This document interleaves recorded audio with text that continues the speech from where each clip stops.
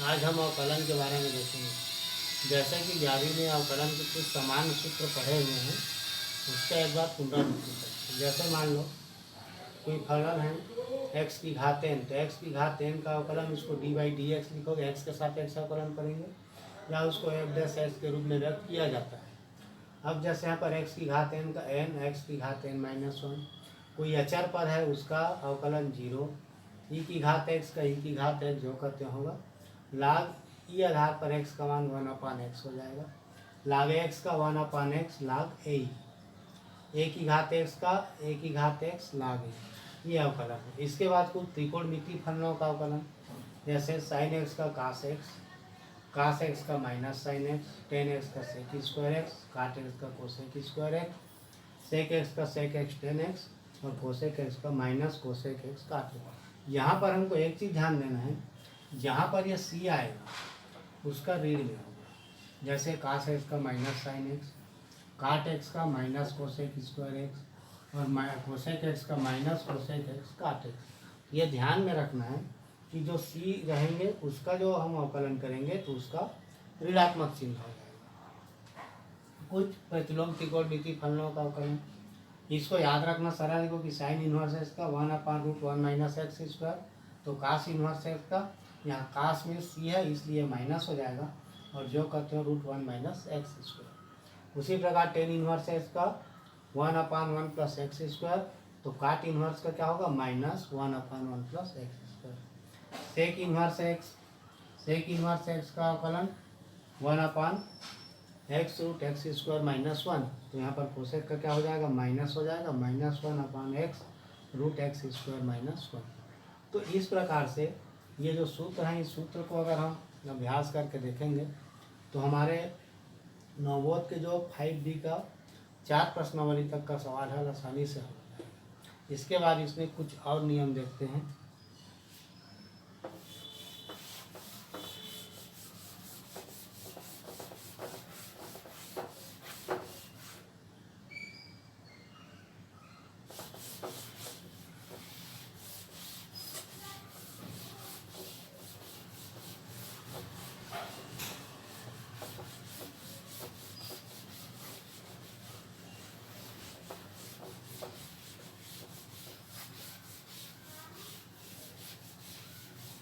जैसे दो फलनों का गुणनफल, मान लीजिए यहाँ पर दो फलन f1x और f2x है, इसका हमें अवकलन याद करना है। तो दो फलनों का गुणनफल का अवकलन पिछले इसमें पढ़े थे हम लोग, पहला फलन दूसरे का अवकलन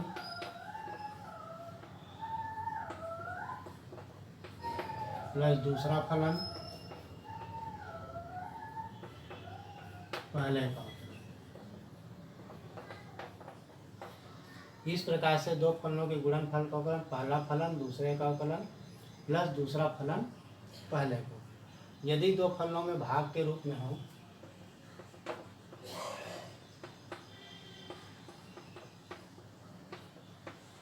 तो भाग के रूप में हो तो क्या पढ़े थे यहाँ पर, हर अर्थात दूसरा फलन, अंश का अवकलन गुणांक अर्थात dx f1x माइनस अंश हर का अवकलन,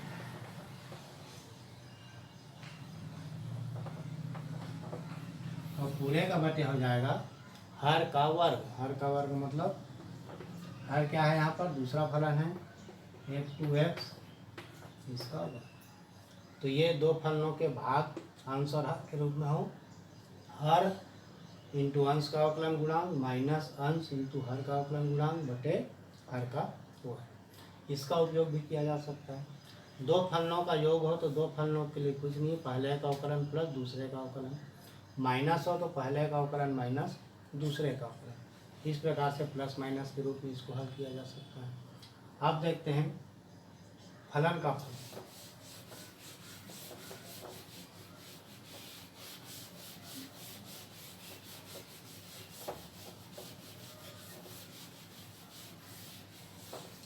यदि किसी फलन का मान प्रत्यक्ष रूप से स्वतंत्र चर पर निर्भर नहीं करता तो उसको बोलते हैं हम फलन का फलन। फलन का फलन जैसे मान लीजिए यहाँ पर साइन एक्स स्क्वायर का अवकलन करना है, तो साइन एक्स स्क्वायर का अवकलन करने के लिए d y by d x बराबर d upon d x sine x square. अब इसका हम सीधा अवकलन नहीं कर सकते, तो यहाँ क्या करेंगे, एक्स स्क्वायर को कुछ दूसरा फलन के रूप में मानना पड़ेगा। मान लेते हैं x square is equal to t है।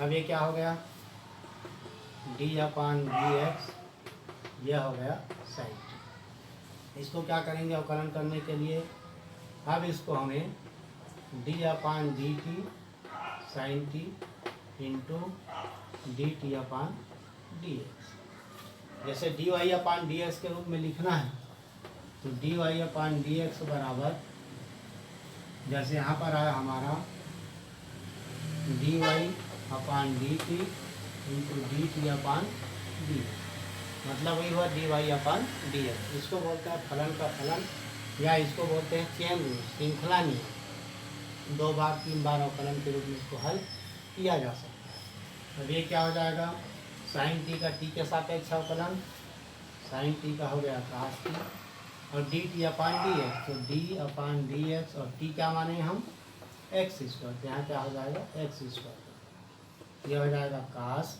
टी का मान क्या है एक्स स्क्वायर, और एक्स स्क्वायर का अवकलन क्या हो जाएगा 2x, कुल मिला के हो जाएगा 2x कास एक्स स्क्वायर। तो इस प्रकार से इसका अवकलन याद किया जा सकता है। इसको बोलते हैं फलन का फलन। अगर हम सीधा इसका अवकलन साइन एक्स का अवकलन नहीं कर सकते, इसलिए इसको इस रूप में इसका अवकलन कर सकते हैं।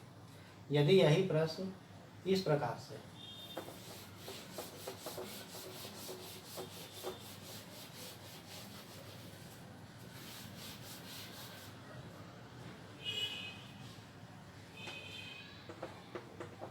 साइन की घात इसका अवकलन, तो साइन की घात 3x का मतलब हुआ साइन एक्स पूरे की घात 3 हो गया। यहाँ पर यहाँ क्या करेंगे हम, यह होगा डी वाई अपान डी एक्स बराबर डी अपान डी एक्स साइन एक्स, यह हो गया। अब यहाँ पर साइन एक्स को मान लेते हैं टी, तो क्या हो गया डी अपान डी एक्स टी की घात 3। इसका अवकलन करने के लिए डी, ये डी और एक्स अपान डी अपान डी टी टी की घात 3 बराबर साइन टी हुआ, तो क्या हो जाएगा, ये जो अवकलन है डी अपान डी टी की घात 3 into d T upon D x. अब टी की घात 3 का अवकलन 3t स्क्वायर डी अपान डी एक्स। अब टी क्या हो गया साइन एक्स, ये क्या हो जाएगा 3t स्क्वायर साइन एक्स हो गया इसका।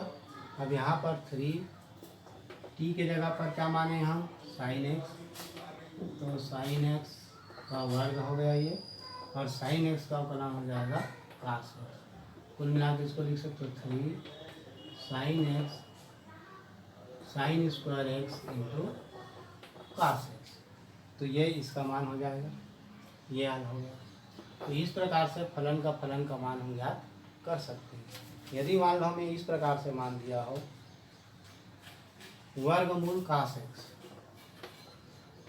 तो वर्गमूल कास एक्स का अवकलन करने के लिए उसको हम क्या करेंगे, कास एक्स का घात हो गया ये कितना 1/2, तो यहाँ पर कास एक्स को मान लेंगे टी, और कास एक्स को टी मानने के बाद इसका अवकलन ज्ञात कर लेंगे। तो इस प्रकार से अवकलन करके हम प्रश्नावली 5B का 5वें प्रश्नावली का सवाल हम हल कर सकते हैं। तो इस प्रकार से अवकलन का सामान्य सूत्र और सूत्र के आधार पर जो सामान्य नियम है जो कक्षा 11वीं में पढ़े हैं, और ये जो है आगे का नियम है, इस प्रकार से इसको हल किया जा सकता है।